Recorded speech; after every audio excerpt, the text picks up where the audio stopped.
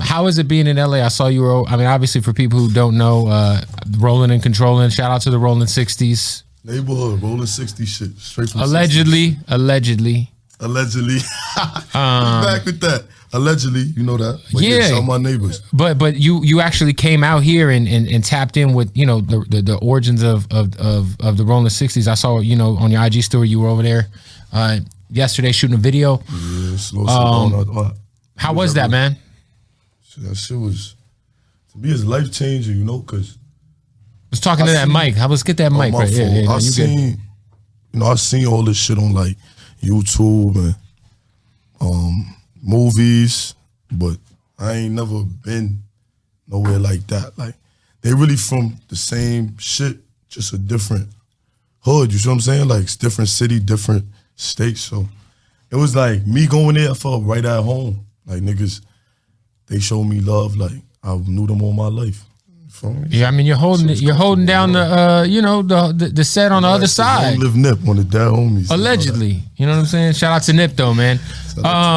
How was that though? Like, cause I think a lot of people, you know, LA, obviously, you know, the origins of a lot of gangs are here. You know what I'm saying? And did you always have like big homies that were out here, or like before? Nah, you know, I only knew the neighborhood niggas from East Coast. Right. You know, but more or less through this rapping, it tapped me in with. Well, really, let me be real. You got to be tapped in with somebody if you East Coast crippin', Jack in the West Coast. You feel me? Set. You know what I'm saying? So I heard of them. Feel me? Names was brought up to me, but I ain't get to actually be around and shit. So that in itself, for me, was such a big thing. Like, for them to really take me in with no problems. Embrace me fully. Right. So I'm saying? Like, so I felt like I said, right at home away from home. That's amazing. For people who don't know, you play basketball. Yahoo. Facts. That was your original like dream, was to do the basketball thing. That was my go-to. That was your original thing, right? Yeah. How far did you get hooping? JUCO. So junior college. Junior college. Only did like a semester and a half. And I was there after that. Semester and a half, and then it was back to Canarsie. Where'd you play junior college at? SUNY Jefferson, 2-year upstate. So that's upstate New York, Canada. Oh shit! Like 30 minutes from Toronto. So you was like right at the border. Yeah. Right there, did you ever go over to Toronto? Shit, hell no.